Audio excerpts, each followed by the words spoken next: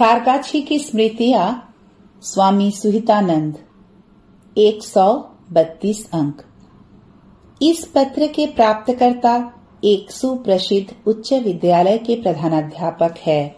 छात्र को किस प्रकार गठित करना संभव हो सकता है, इसका कुछ दिशा निर्देश इसमें है, किंतु महाराज का शरीर मानव पिंडवत है। श्री रामकृष्ण, वाराणसी, 4/9/1965।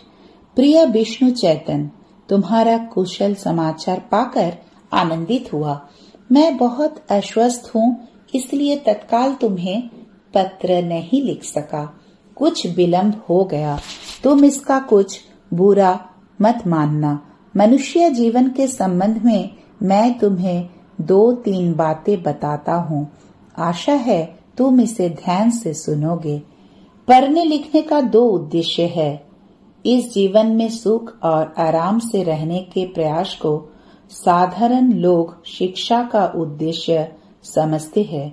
पढ़ाई लिखाई करे जो, गाड़ी घोड़ा चरे जो, यह शिक्षा का अति स्थूल दृष्टिकोण है। इसका एक और भी दृष्टिकोण है। विद्या ददाति विनयम, विनयाद याति पत्रताम, पत्रत्वाद धनम आपनोति, धनात् धर्मम ततः सुखम। किंतु शिक्षा का मूल उद्देश्य है आत्म विकास। भूगोल पढ़ने से ज्ञात होता है कि भूमंडल में सर्वत्र मनुष्य रहते हैं और प्रत्येक व्यक्ति इस विराट मानव समाज का एक अंश मात्र है। जहाँ कहीं भी जितने लोग हैं, सभी एक मानव समाज के अंतर्गत है। जितने भी बाहरी कारणों से मनुष्य का मनुष्य से पृथकता बोध होता है, वह आत्म विकास का अति स्थूल अंश है। मानवीय मनोविज्ञान या मन संरचना सर्वत्र बिल्कुल एक ही तरह की है। जीव विज्ञान पढ़ने से ज्ञात होता है कि मनुष्य या पेड़ पौधे, जहाँ कहीं भी जीवन है, सबका जीवन प्राण शक्ति की एक एक प्रकार की क्रिया है।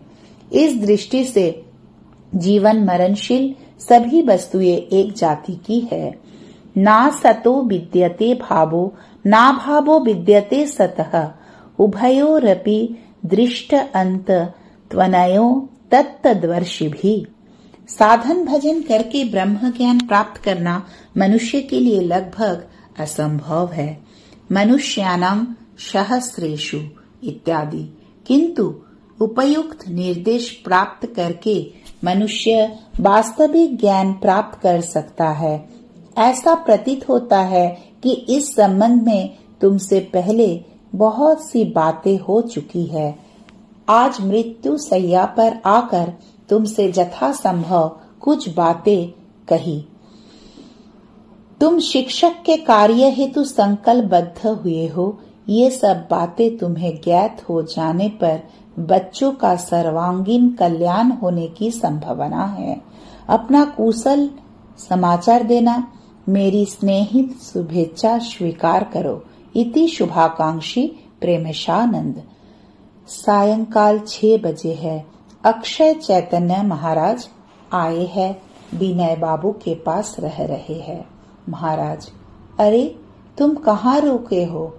क्या खा रहे हो? स्वास्थ्य कैसा है? तुम्हारा पूर्वाश्रम का क्या नाम था? अक्षय चैतन्य। रमेश, महाराज तुमने तो गणना की थी, मैं कब मरूंगा? अक्षय चैतन्य, गणना में तो 2-3 वर्ष के बीच योग है, किंतु काशी में तो 10 गुना फल होता है। उसी तरह भोग का क्षय भी 10 गुना निश्चित ही है, इसीलिए यह जल्दी जल्दी भी हो सकता है। क्या आपकी जाने की तीव्र इच्छा है? महाराज, हाँ, प्रबल इच्छा है। अक्षय चैतन्य, रहने की थोड़ी भी इच्छा नहीं है? महाराज, हाँ, थोड़ी भी इच्छा नहीं है। अक्षय चैतन्य, जब आपके मन में ऐसी इच्छा उठ रही है तो शीघ्र ही जाएंगे। तदुपरांत दोनों प्रस्थान कर गए। 23/11/1965। आज सूर्य ग्रहण है। सुबह महाराज को भ्रमण हेतु ले जाया गया। अस्पताल के कर्मी सुनील एक एक्सरे प्लेट लेकर आए। उसके माध्यम से महाराज संतोष और सेवक ने ग्रहण देखा। चारों ओर हल्की सूर्य रश्मियां थी। महाराज, ग्रहण के संबंध में यदि तुम शांत भाव से सुन सको तो एक बात तुमसे कहूंगा। घर में वैष्णवों का गुरुपीठ थी। ग्रहण लगा था। ठीक अशौचावस्था की तरह कोई काम नहीं, सब कुछ साफ सुथरा, नए रूप में कोई प्रयोग होना था। उस समय जो किया जाएगा उसका 10 गुना फल मिलेगा। इसीलिए मल त्याग, पेशाब करना या खाना पीना बंद था। केवल भगवान का जप, ध्यान, पूजा पाठ हो सकता था। जल पीना आदि भी निषिद्ध था। केवल पूजा हेतु जल का उपयोग भी था। एक वृद्ध दौड़े आए। गुरु के घर का सरोवर प्रत्यक्ष गंगा तुल्य था। वे स्नान करके भीगे कपड़े में ही जप करने लगे। घर में शिष्य सेवक गण ठसाठस भरे थे। उस समय एक महोत्सव जैसा ही तो था। मैं ग्रहण काल में एक कमरे में लेटकर चुपचाप भगवान नाम जप कर रहा था। 26/11/1965। कई दिनों से सेवक स्वयं को असहाय अनुभव कर रहा है।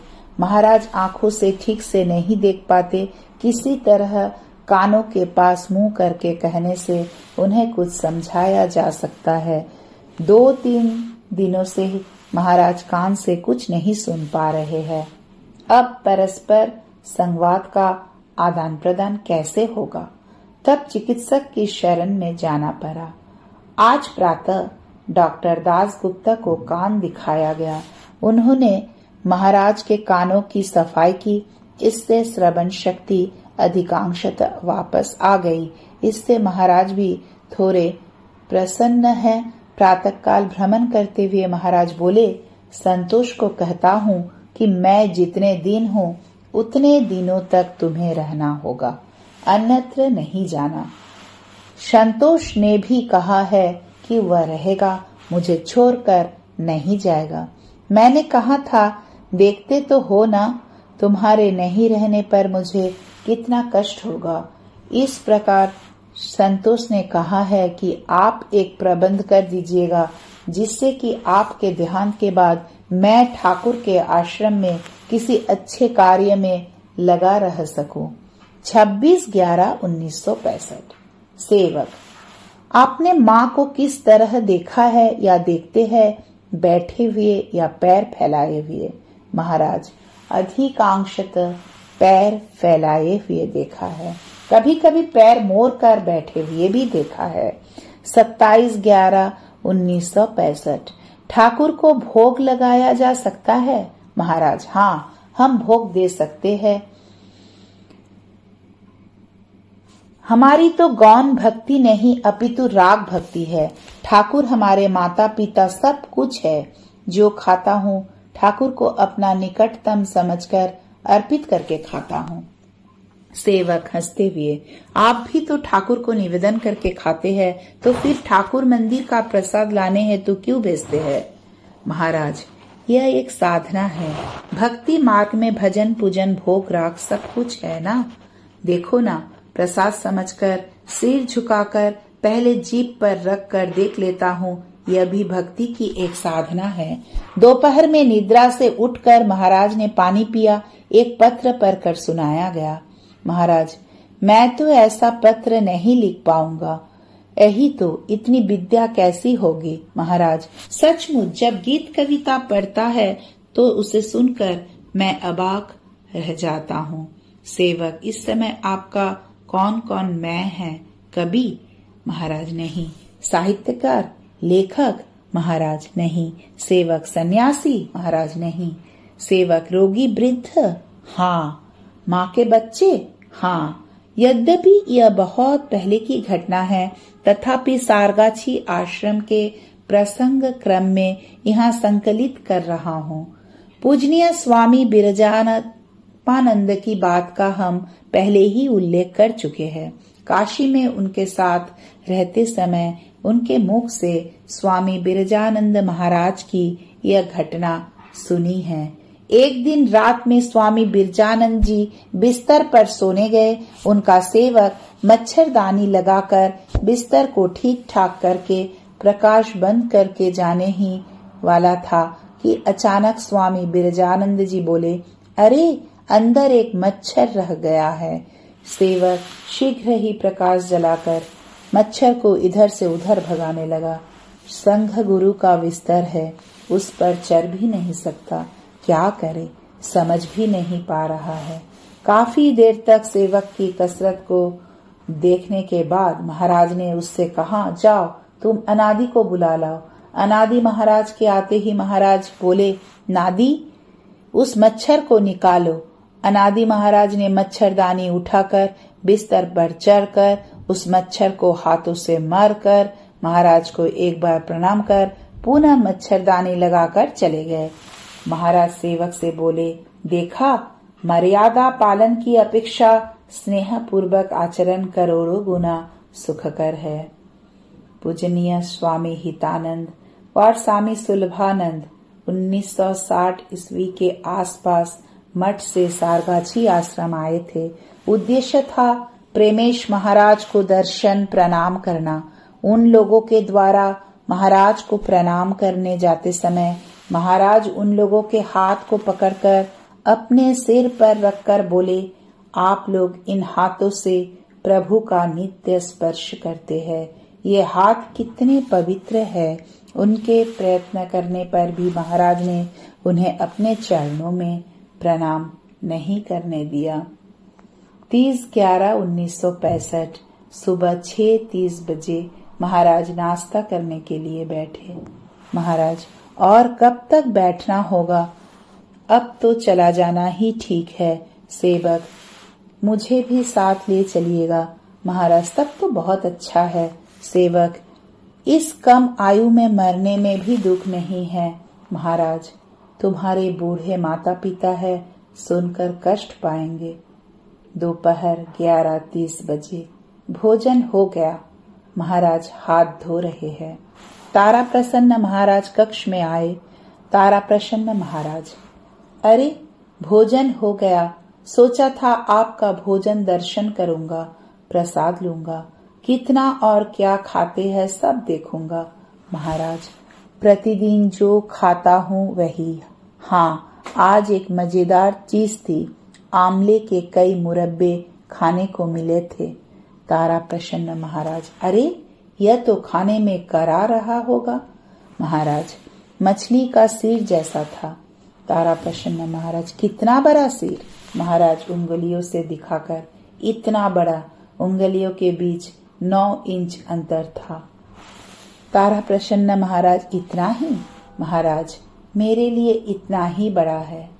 1/12/1965 रात 8:30 बजे। महाराज चुपचाप बैठे हैं। सेवक, महाराज जल्दी बताइए तो इस समय क्या सोच रहा है? महाराज, ऐसे ही बैठा हूँ। सेवक, ऐसे ही? महाराज, सोच रहा हूँ कि रामकृष्ण सर्वव्यापी है। क्रमशः